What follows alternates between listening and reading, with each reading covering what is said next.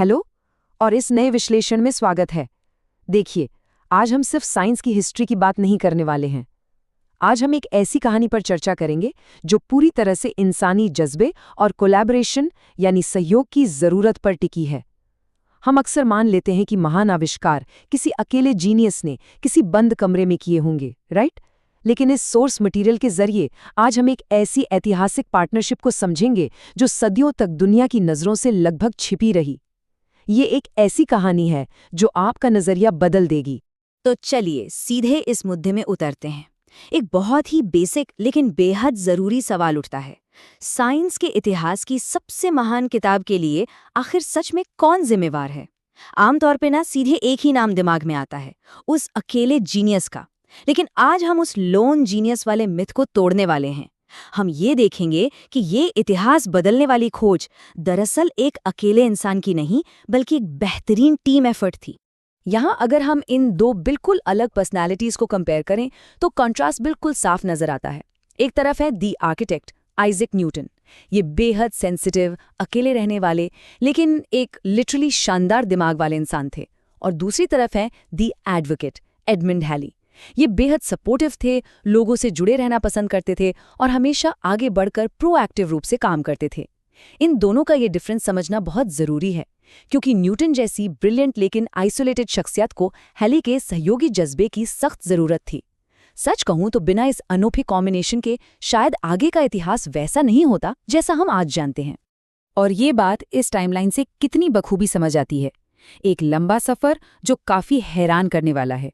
देखिए, 1665 से 1666 के प्लेग ईयर्स यानी महामारी के उन सालों में शुरुआती विचार और थ्योरीज जन्म ले रही थीं।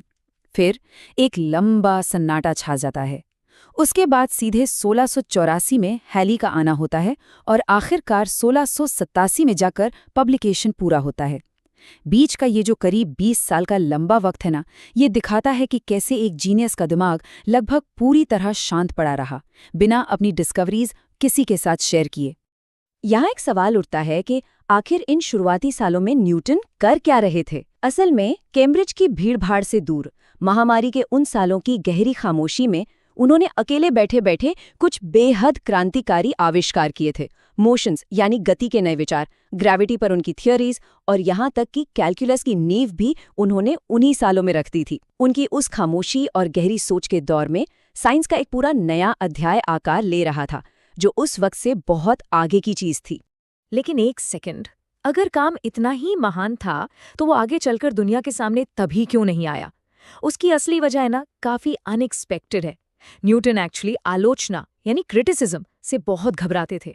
रॉबर्ट हुक जैसे दूसरे वैज्ञानिकों के साथ उनका पहले ही काफी टकराव हो चुका था, जिसकी वजह से वो अपने काम को लेकर बेहद डिफेंसिव हो गए थे। इस डर ने उन्हें अपने महान आविष्कारों को अंधेरे में छिपाए रखने पर मजबूर कर दिया। फ्रेम करके देखें तो ये वल्नरेबिलिटी बताती है कि सिर्फ एक शानदार दिमाग होना ही काफी नहीं होता। अक्सर अपने ही काम को दुनिया के आगे पेश करने के लिए किसी बाहरी सहारे की एक पुश की जरूरत होती है। और ठीक इसी जगह पर एंट्री होती है हमारे कैटलिस्ट की, एक ऐसी शख्सियत जिसने इस पूरी कहानी का रुख ही बदल कर रख दिया। एडमंड हैली, एक एस्ट्रोनॉमर, एक डीप थिंकर और विज्ञान के एक सच्चे समर्थक। ये एक ऐसे इंसान थे जो किसी भी महान सोच को यूं ही अंधेरे में गायब नहीं होने दे सकते थे।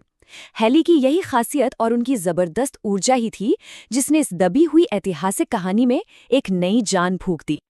तो आइए आगे देखते हैं कि ये मोमेंटम कैसे बिल्ड होता है। बात है साल 1684 की। जब हैले न्यूटन से मिलने आए तो उन्होंने आकर बेहद गंभीरता के साथ एक बड़ा ही सीधा और सटीक सवाल पूछा। आखिर किस तरह की फोर्स ग्रहों को इलिप्टिकल ऑर्बिट्स में घूमने पर मजबूर करती है? देखिए, ये सिर्फ एक मामूली एस्ट्रोनॉमिकल सवाल नहीं था। दरअसल ये वो मास्टर की थी जिसने आखिरकार न्यूटन के सदियों से बंद दिमागी खजाने का ताला हमेशा के लिए खोल दिया। और पता है हैली के उस सवाल का जवाब क्या था?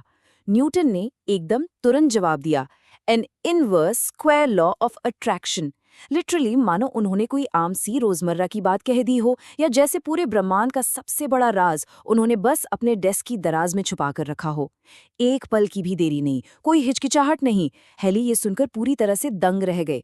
ये एक ऐसी डीप इनसाइट थी जिसने हेली को सोचने पर मजबूर कर दिया कि आखिर कोई इतने बड़े राज का जवाब इतने कॉन्फिडेंस और फुर्ती से कैसे दे सकता है। लेकिन इस कहानी का जो सबसे बड़ा ट्विस्ट है वो ये है, न्यूटन ने ये सारा कैलकुलेशन और काम पिछले 20 सालों में पहले ही करके रख लिया था। सोचिए जरा, इतना बड़ा आविष्कार जो विज्ञान की पूरी दशा और दिशा बदल सकता था, वो बिल्कुल तैयार था, लेकिन उसे कभी पब्लिश ही नहीं किया गया। ये कितनी बड़ी ड्रामेटिक आयरनी है ना। ह्यूमैनिटी को बदलने वाले जवाब सालों से बस एक बंद कमरे में पन्नों पर दबे हुए थे, बिना किसी की नजर में आए। और यहीं से शुरू होता है हेली का वो अनसीन ग्राउंड लेवल काम जो इतिहास के पन्नों में अक्सर छिप जाता है। उनका योगदान 3 महत्वपूर्ण कदमों में दिखता है। पहला, उन्होंने न्यूटन को इस काम को पूरे विस्तार से एक फॉर्मल थियरी के रूप में लिखने के लिए लगातार पुश किया। दूसरा, उन्होंने खुद आगे आकर उस पूरे मैन्यूस्क्रिप्ट को ध्यान से एडिट किया। और तीसरा, सबसे बड़ा कदम, उन्होंने अपनी जेब से प्रैक्टिकली अपना पैसा लगाकर इसको पब्लिश करने का पूरा आर्थिक खर्चा उठाया।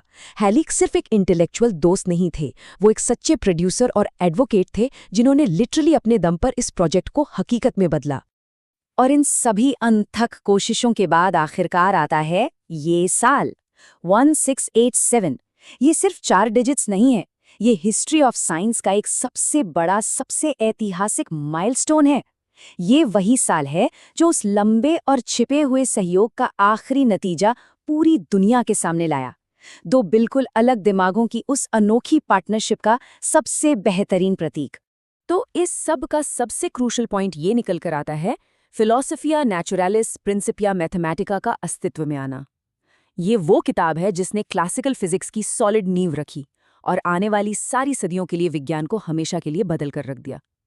ये बात याद रखना बहुत जरूरी है कि हाँ, भले ही न्यूटन ने हमें लॉज ऑफ मोशन और यूनिवर्सल ग्रेविटेशन के अनमोल सिद्धांत दिए, लेकिन ये हेले ही थे जिन्होंने ये सुनिश्चित किया कि ये क्रांतिकारी विचार वाकई हम तक यानी ह्यूमैनिटी तक पहुंचे। इस पूरी ऐतिहासिक कहानी का जो असली लेसन है वो इस एक कोट में बिल्कुल परफेक्टली कैप्चर हो जाता है। महान खोज सिर्फ जीनियस द्वारा नहीं की जाती, बल्कि उन लोगों द्वारा भी दुनिया के सामने लाई जाती हैं जो उस जीनियस को पहचानते हैं और उसका पूरा समर्थन करते हैं। आज के इनोवेटर्स के लिए भी ना ये उतना ही बड़ा सच है। एक आइडिया कितना भी ब्रिलियंट क्यों ना हो, उसका तब तक कोई मोल नहीं जब तक उसे सही दिशा ना मिले। एक अकेले आविष्कार को इम्पैक्ट लाने के लिए एक मजबूत समर्थक की सख्त जरूरत होती है।